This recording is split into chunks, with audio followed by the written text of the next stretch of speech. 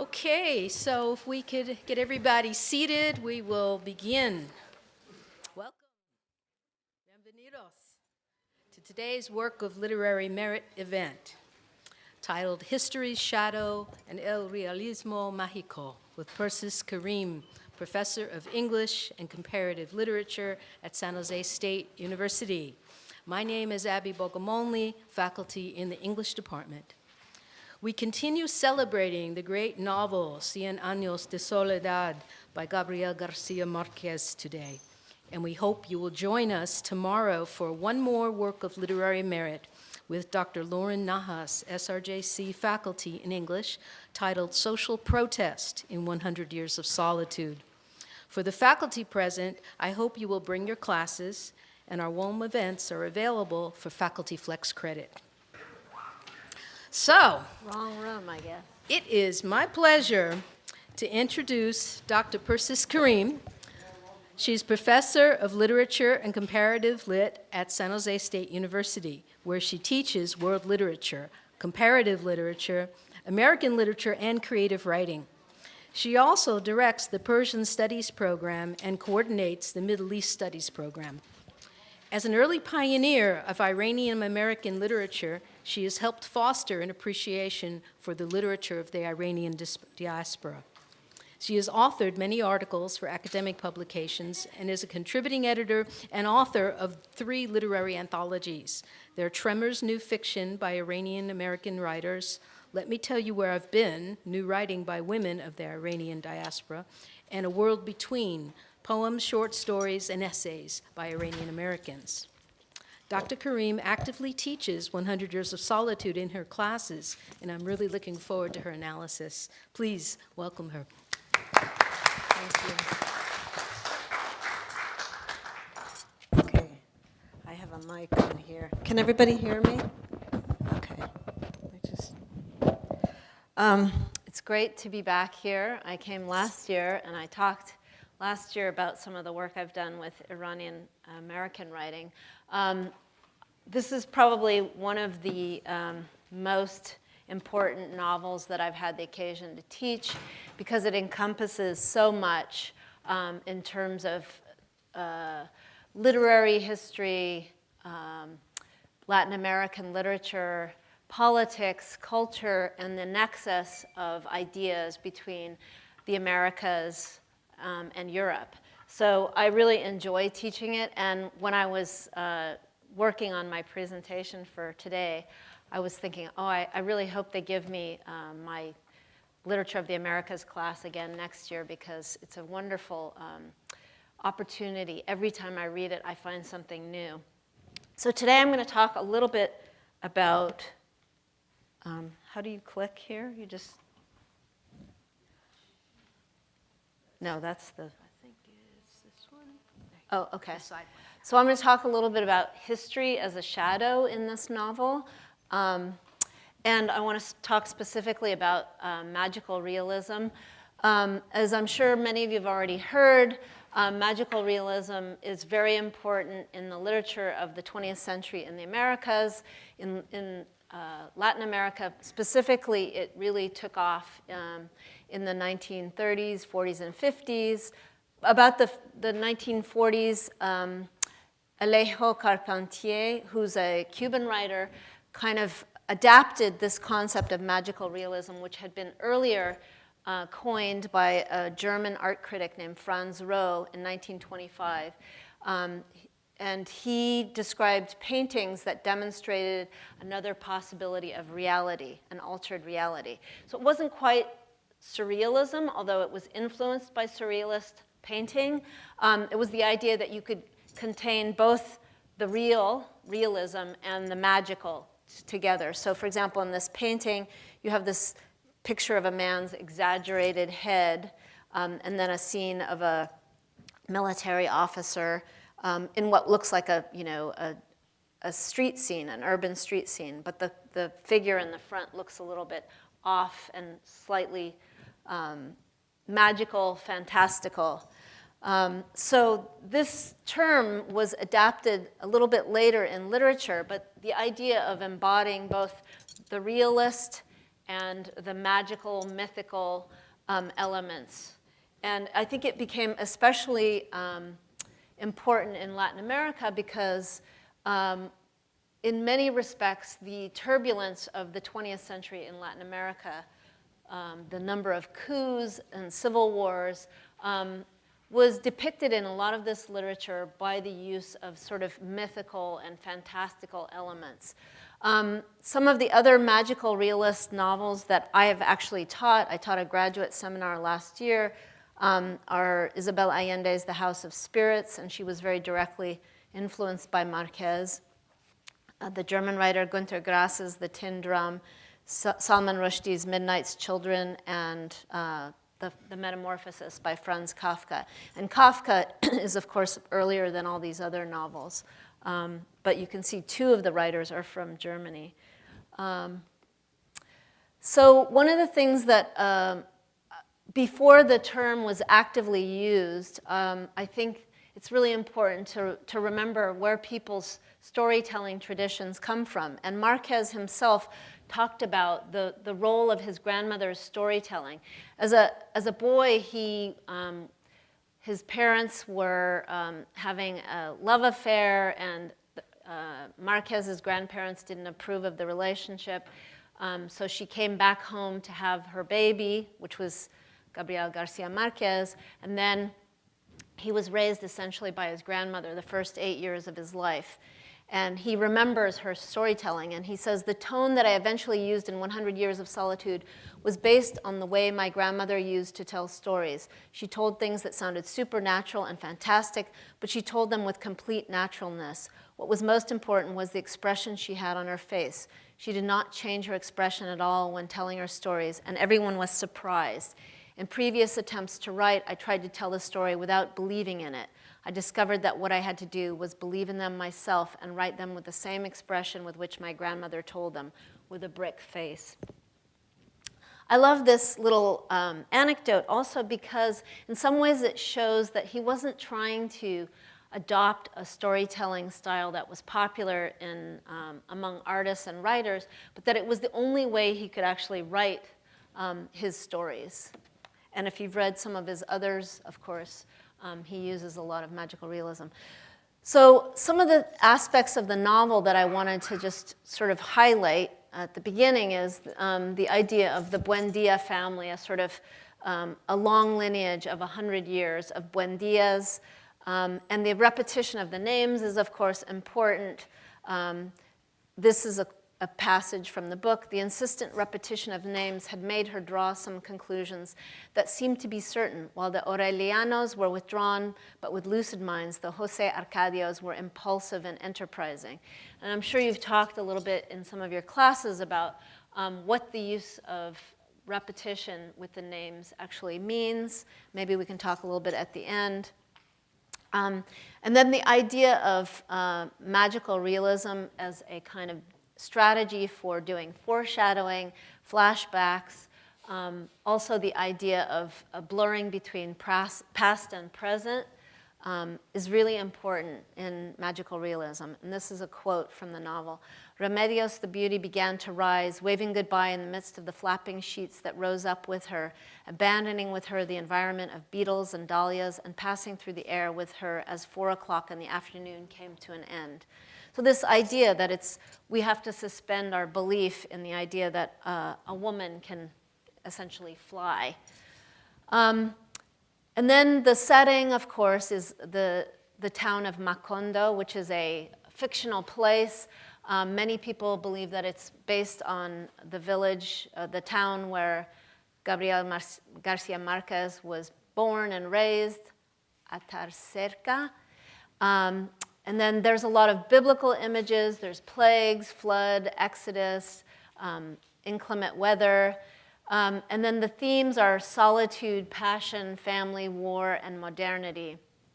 And then I think a really important theme is that time is a cycle of repetition, and we experience it both through present time, but also through the time of our ancestors. And this is a quote from a critic: "The character's failure to create a history or historical awareness is ultimately tied to the destruction of Macondo." And I'll talk a little bit about that later. So what is 100 Years of Solitude really about? These are some ideas, and there's no one answer. So if somebody asks you to offer a brief synopsis of 100 Years of Solitude, good luck. I myself say it's a novel about time, history, and the failure of human beings to reckon with their own mistakes. But I feel like these are some of the most important elements, that it weaves reality and fiction, it questions subjectivity, it tells the history of Colombia from a critical perspective, it tells the history of colonization of Latin America from about the 19th century. It retells the story of the banana strike and the massacre of 1928. It's a 100-year cycle, so the start of the 20th century, or just before the 20th century, and the imaginary lives of the Buendia family, the story of birth, development, and death of the imaginary town of Macondo, the story of Ursula Buendia, who lives past 100 years. She's the only character who lives that long. The story of civil war between the liberals and conservatives were actually parties that fought a series of wars in Colombia in the late 19th and early 20th centuries. Story about myth and history, and an allegory about the rise and fall of civilization. And of course, the word solitude, I don't know if people have noticed this, but if you were to circle every time you saw the word solitude in this novel, you would be absolutely flabbergasted how many times it appears. And I challenged myself the last time I taught it to do it, and I think I found over 160 references of the word solitude. The idea of isolation of a culture and isolation of individuals, the circularity of history and the repetition of mistakes in history, a reflection on time, and a commentary on the power of language, and conflicts between tradition and modernity, and ultimately the idea that reality is stranger than fiction and fiction more powerful than reality. And I'll say more about that last point later on. Have you talked a lot about magical realism itself and what it is, Abby? So I'll just highlight a few things that I think are important. The idea of the uncanny and the marvelous, underneath number 2. The idea that magical elements defy the laws of the universe, but we don't have to have proof to be convinced that they exist, and they're not just hallucinations or dreams.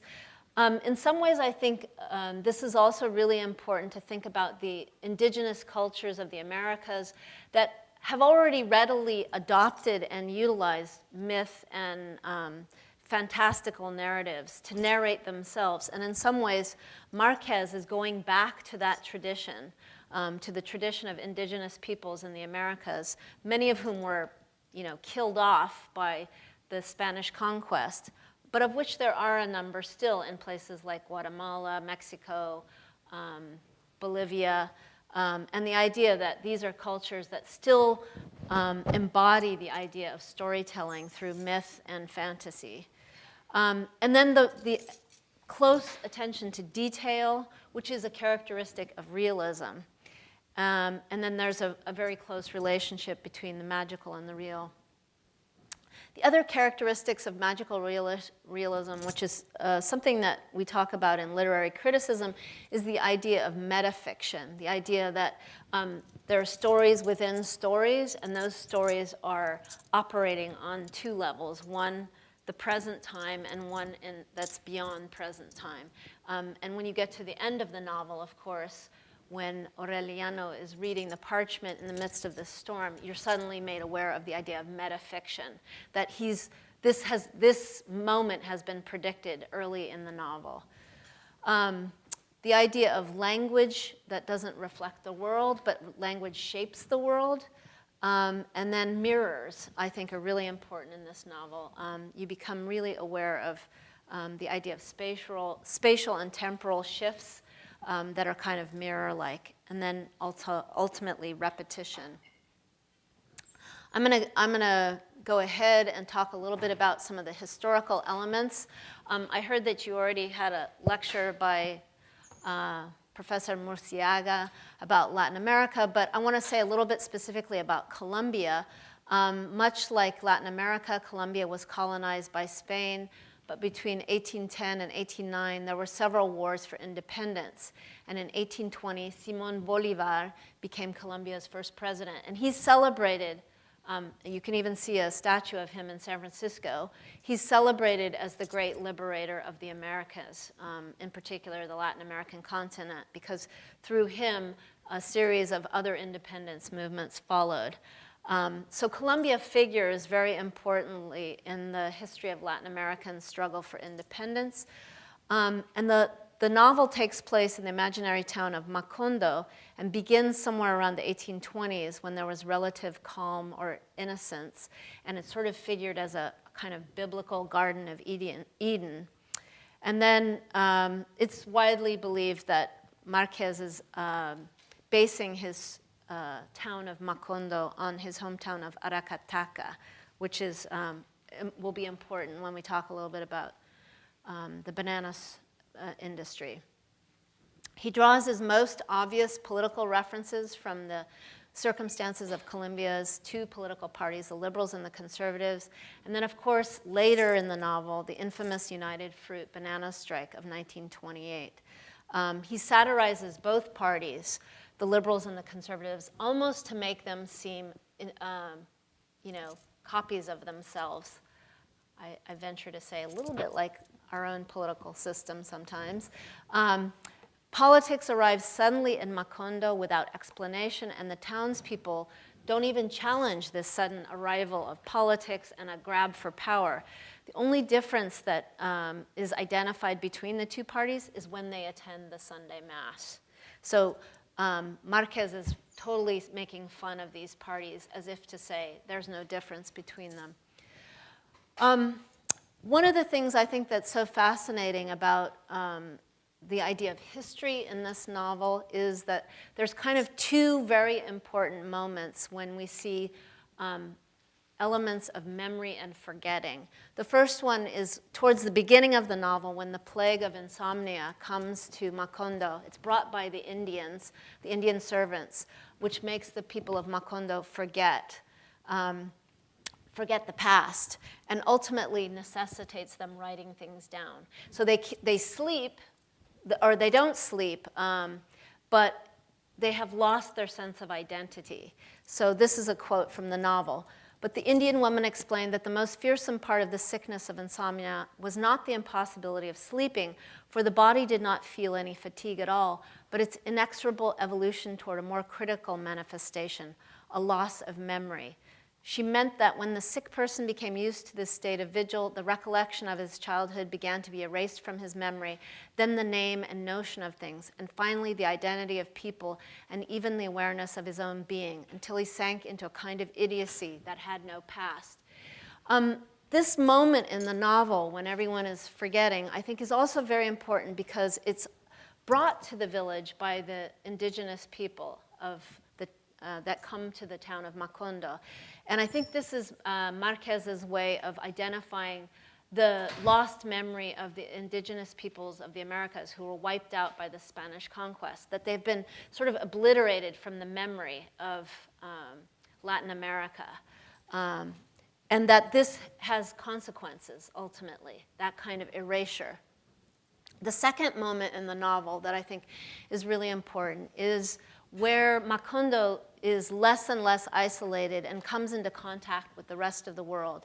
The arrival of foreigners, the Americans who bring the banana industry, development. Suddenly you see imperialism and capitalism moving at a clip pace, the destruction of the environment, the arrival of the railroads and banana plantations ultimately leads to a stratification of the society. There's exploitation, and another form of violence and forgetting, which leads ultimately to the demise of the town right after the banana strikers massacre. And this is page 308. The woman, this is right after the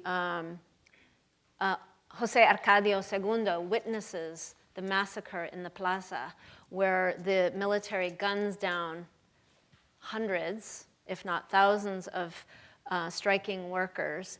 And he and a boy that was on his shoulders are the only survivor. And he finds himself woken up in a train, lying on top of bodies.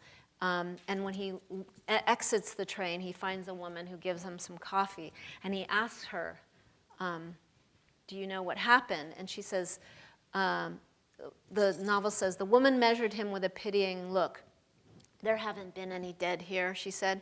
Since the time of your uncle, the colonel, nothing has happened in Macondo. And this moment sort of inaugurates the second moment of forgetting. And for Marquez, I think it's a really important parallel to the erasure of the story of the massacre of indigenous people, because it's the massacre of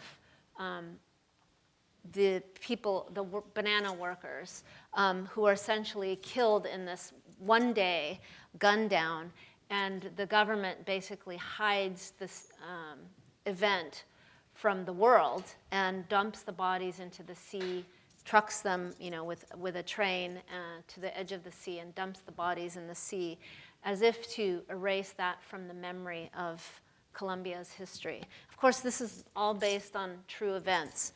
And this is what happens afterwards. A week later, it was still raining. The official version, repeated 1,000 times and mangled out all over the country by every means of communication the government found at hand, was finally accepted.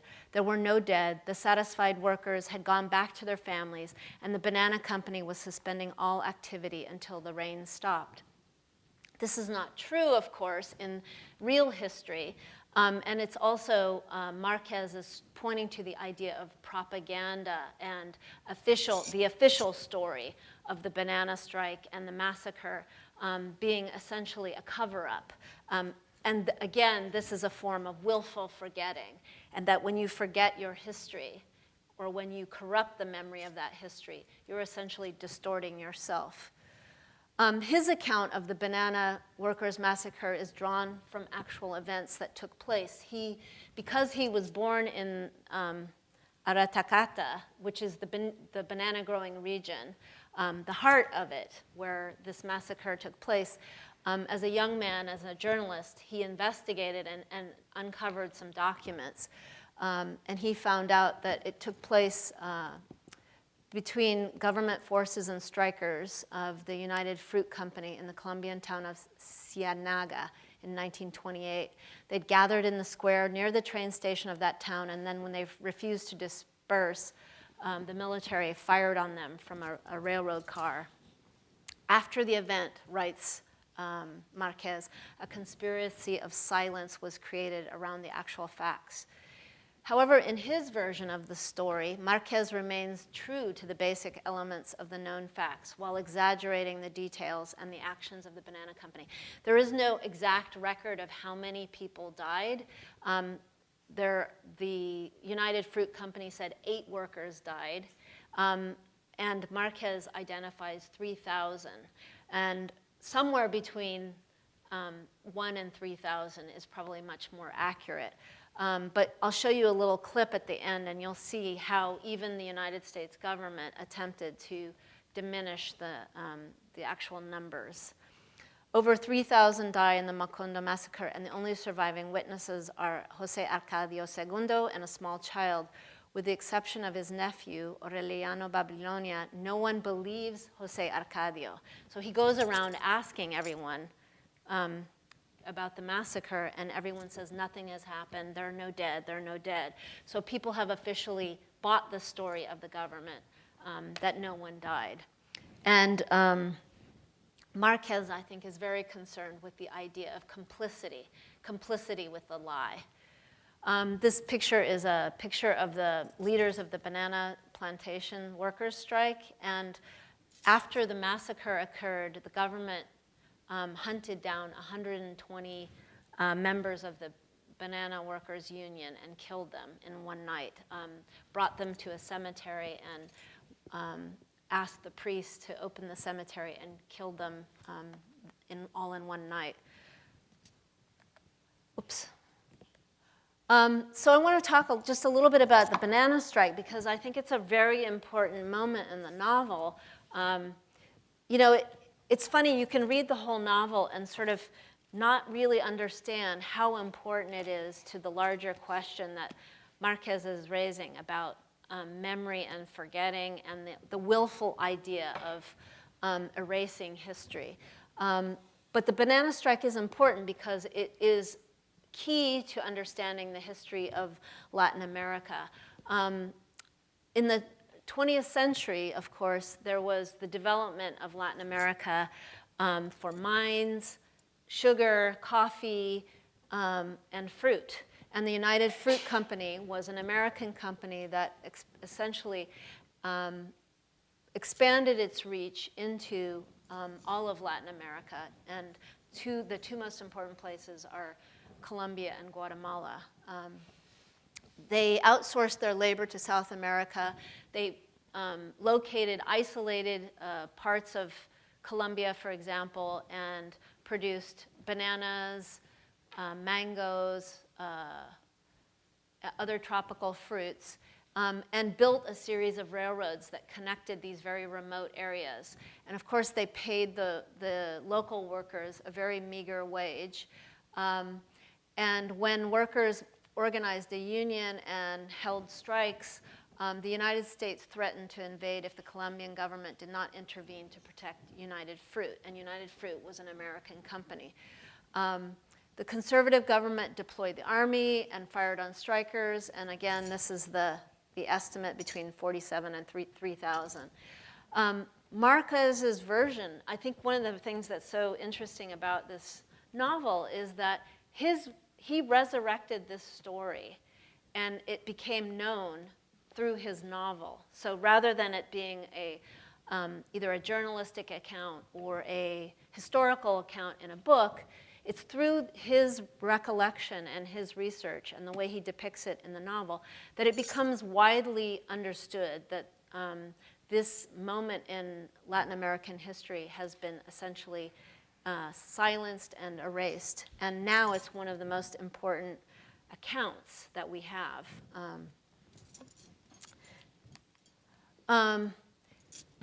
The event of the banana workers' strike and the massacre, I think, is part of Marquez's preoccupation with the cycles of violence in Latin America.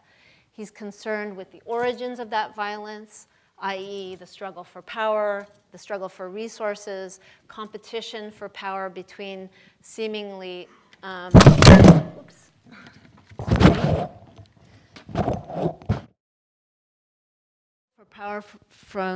between seemingly similar politicians and parties.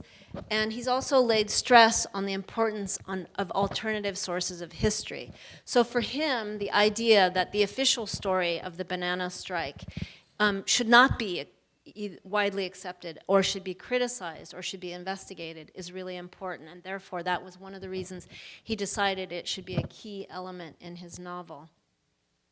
He says that he wants to rescue events like the banana strike and the massacre from the conspiracy of silence, which has sort of cast a shadow over all of Latin America in the 20th century. I'm sure many of you are familiar after Professor Murciaga's lecture that Latin America was plagued by military coups in the 20th century. Sometimes 3 or 4 in a short span of 2 or 3 years. And these coups were often bloody, and many civilians died at the hands of the military or were disappeared. I think ultimately Marquez is really concerned with the idea of the denial and forgetting of the past, and that if you are in the throes of forgetting, you're essentially denying the significance of your own history, and you're risking the denial of the present moment and the future as well. I gave you all a handout. Okay, sure.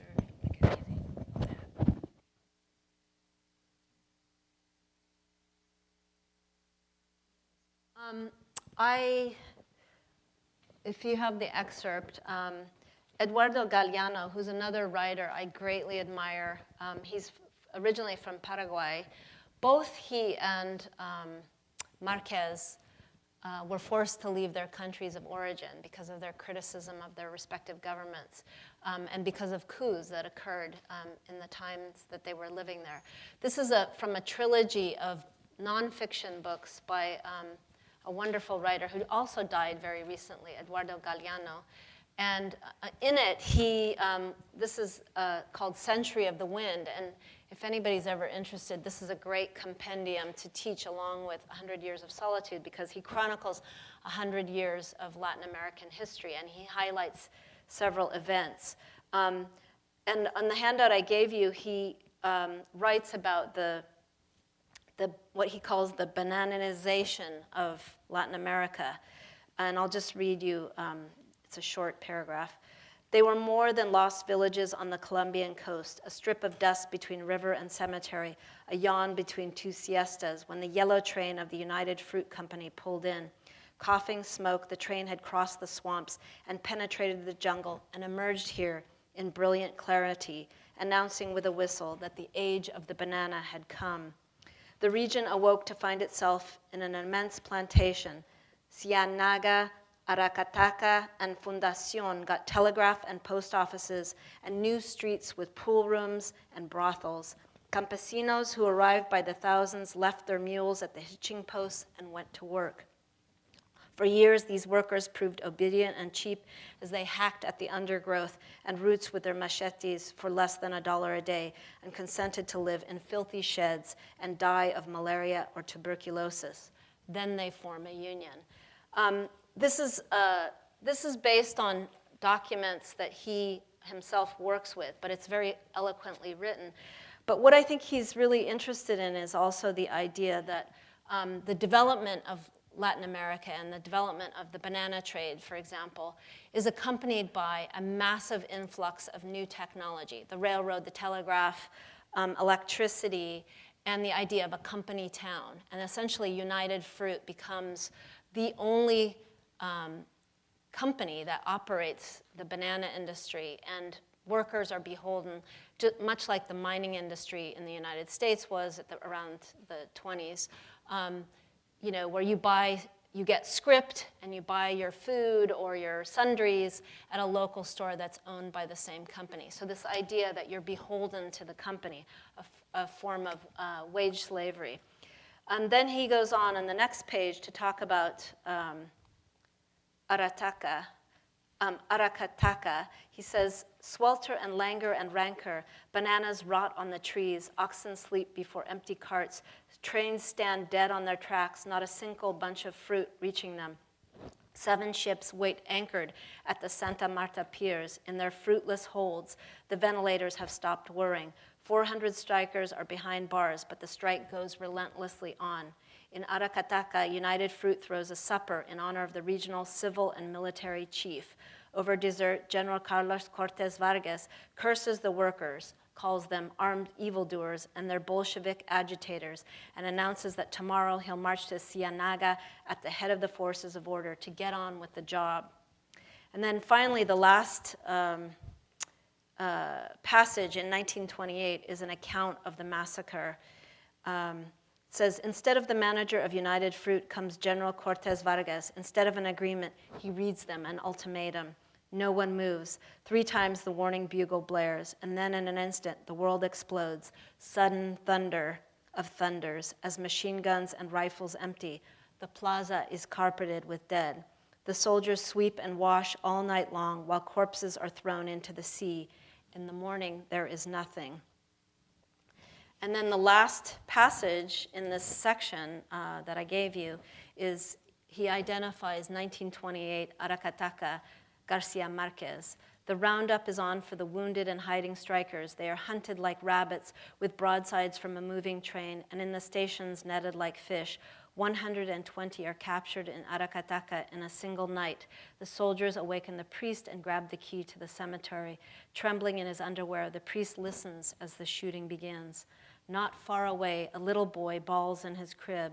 The years will pass, and this child will reveal to the world the secrets of a region so attacked by a plague of forgetfulness that it lost the names of things. He will discover the documents that tell how the workers were shot in the plaza, and how Big Mama is the owner of lives and haciendas and of the rain that has fallen and will fall, and how between rain and rain, Remedios the beautiful goes to heaven, and in the air passes a little old plucked angel who is falling into a hen house.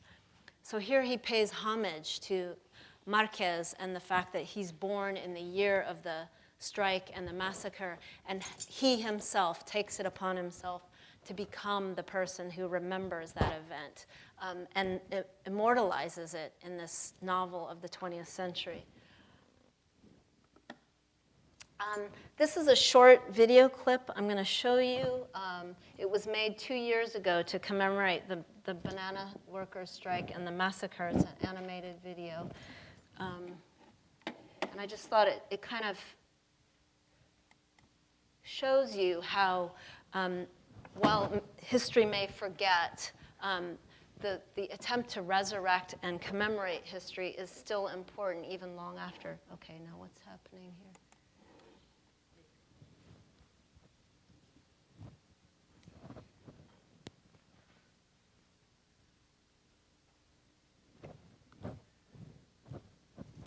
In 1899, a struggling railman in Central America partnered with the budding Boston Fruit Company to form the United Fruit Company. The goal? Make the banana the cheapest fruit in the USA. The scope of the company grew quickly and enormously. The company's reach was so ubiquitous that it became known throughout Central America as El Pulpo, or the octopus. United Fruit created a transport monopoly. If you wanted to move fruit overland, you did it with UFC. The company controlled shipping in all major ports in the region. Cheap land and cheaper labor were guaranteed by propping up repressive regimes. Radio networks ensured logistical efficiency and served as ready outlets for propaganda. Bananas son la vía para la democracia. Soon, everybody who was anybody owned United Fruit stock. And Washington quickly decided that what was good for bananas was good for the USA. UFC had entered every part of its workers' lives. And in December of 1928, in Colombia's Santa Marta Banana Zone, the workers had had enough and organized a strike. They wanted to be paid money instead of company scrip, along with a 6-day work week, an 8-hour work day, and a written contract commensurate with working conditions in the United States. But they were immediately labeled communists and radicals by the Colombian government, U.S. Embassy, and UFC. On December 6, 1928, El Pulpo demonstrated its power.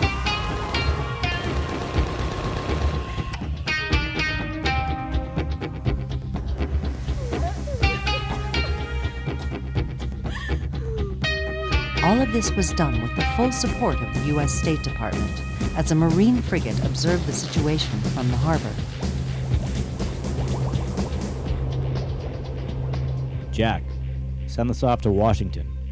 I have the honor to report that the Bogota representative of the United Fruit Company told me yesterday that the total number of strikers killed by the Colombian military exceeded 1,000.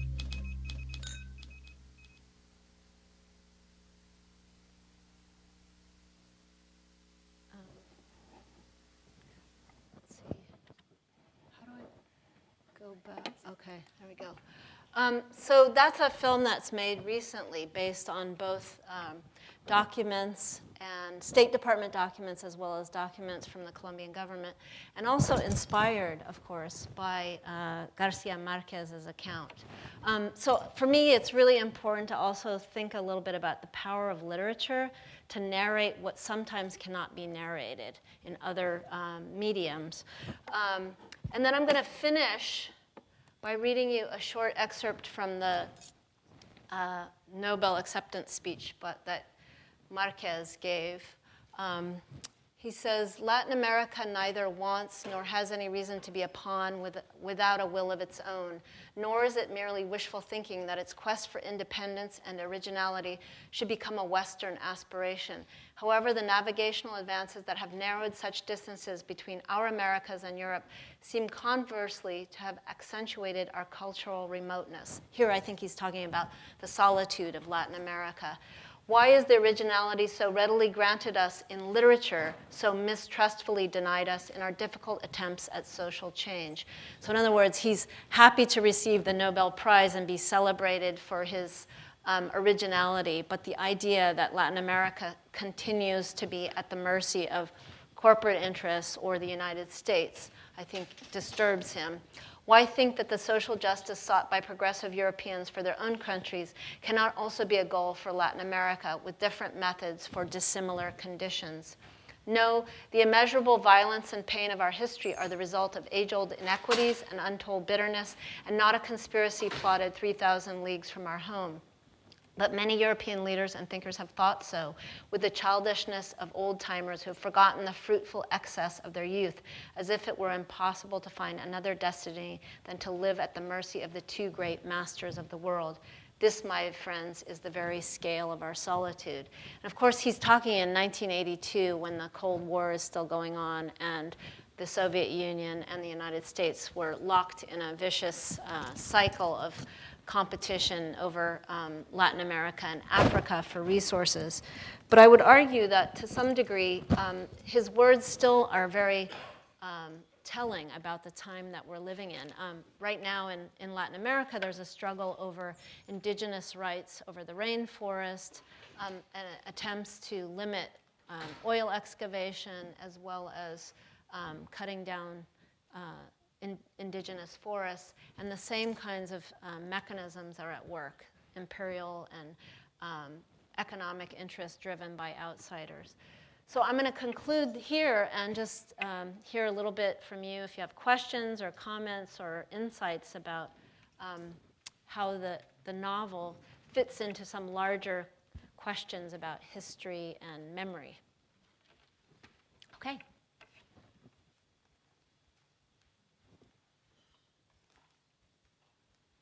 Who read the novel, and did you focus in on the banana strike at all? Yeah? I have another question. The role of the gypsies in the novel, in a way, the gypsies bring modernity to Macondo at the beginning, and then civilization will be brought by the banana company. And yet, it is the voice of a gypsy that's telling us this story. How do you make do you interpret that in a symbolic way? That the gypsies have a symbolic value in the novel, or is he just being playful with the idea of civilization? I think that what's interesting about the gypsies is it's true that they are the outsiders, that each time outsiders come, they sort of bring, there's a foreshadowing idea that some big shift is about ready to occur. I think the thing about the Melquiades, the gypsy who's essentially driving the story, is that I think Marquez may be suggesting also that the real storytellers are those who don't belong, who are outsiders. He himself, Gabriel Garcia Marquez, was essentially an outsider in his own country. He couldn't tell the story of Colombia inside of Colombia, and that sometimes it's those who don't fully belong and those who have the insights of their questioning their identity that can tell the story of others or of their own societies. So I read it very directly as a kind of message about, and also, I mean, the fact that gypsies are sort of associated with magic and myth, I think is no accident that he figures Melquiades and the gypsies as this sort of, this moment, it can only be told through the magical voices of people who believe in magic, who bring that magic to the residents of Macondo.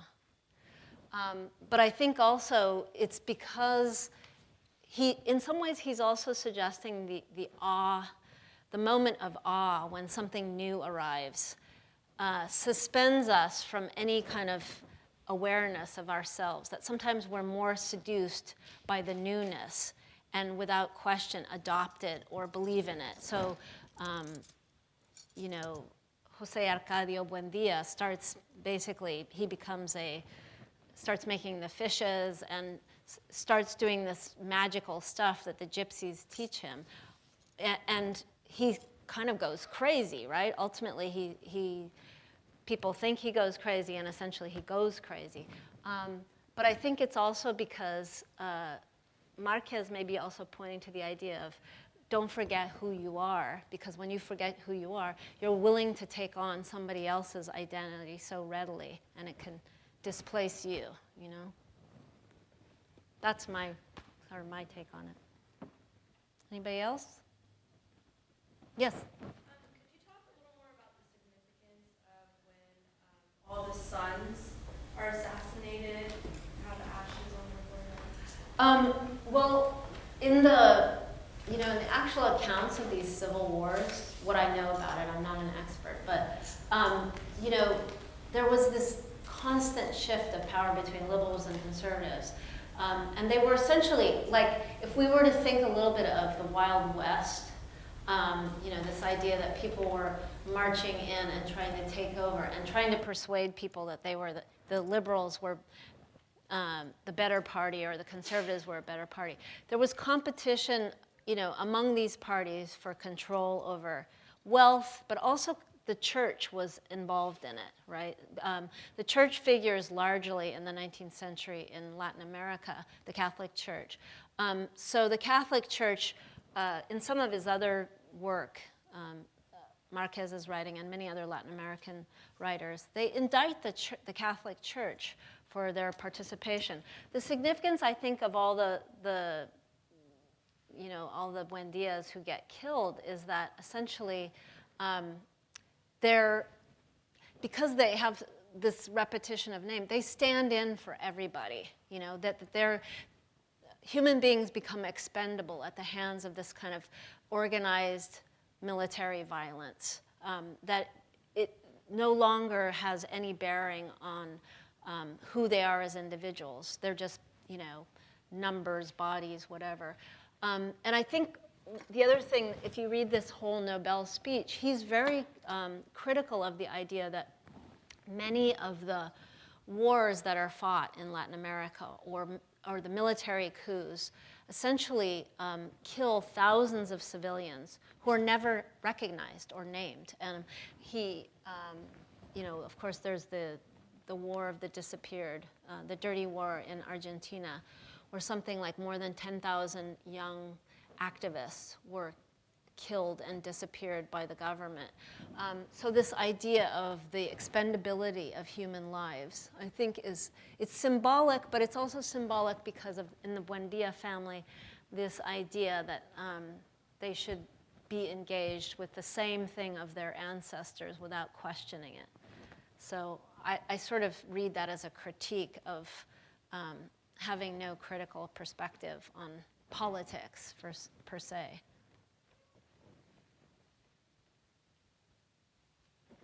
Yes? I was going to ask you about the apocalypse at the end. Is this, the Eden to Apocalypse movement of the novel? Do you think he's just making a comment about human nature in general and consequences? I think he is. I mean, I think it's so biblical in its manifestation that it's hard not to see it that way. But I also think I think it's a critique of modern societies, ultimately. Not just human nature, but the way in which we conduct ourselves in his lifetime. I mean, he witnessed a lot of this, this kind of greed and corruption and the never-ending story of utilizing violence to resolve things. I think he's really, he's pointing to like the inevitability of destruction as a necessary conclusion. And I think while you could read it, as the sort of apocalypse of the Bible, I also think he's rooting it in a historical epoch, which is the 20th century. And I mean, if you think about since 1982, what's happened in our world, like just with climate change, to me, he's pointing to something like climate change, the idea that you didn't have to go far to get a foreshadowing of these events. Or, for example, ISIS, the idea that, one person's war breeds a new enemy, and that new enemy is going to wipe us out. I mean, I think he's pointing out that sort of cycle of events and the lack of reflection on history. And the accountability for history, I think, is fundamentally at the core of what he's suggesting in that image, and the idea of sort of greed and ego ultimately being the driving force behind it, the kind of hubris, if you will. Yeah. This self-imposed memory loss, I find it extremely disturbing. Is it reflective of the rest of our history? Can you be a little bit more specific? What do you mean? Like that? It makes me want to question all of history. It makes me do that. It makes me want to do it, and it makes me do that. And I think that's, in some ways, I think that's why this is such a brilliant novel.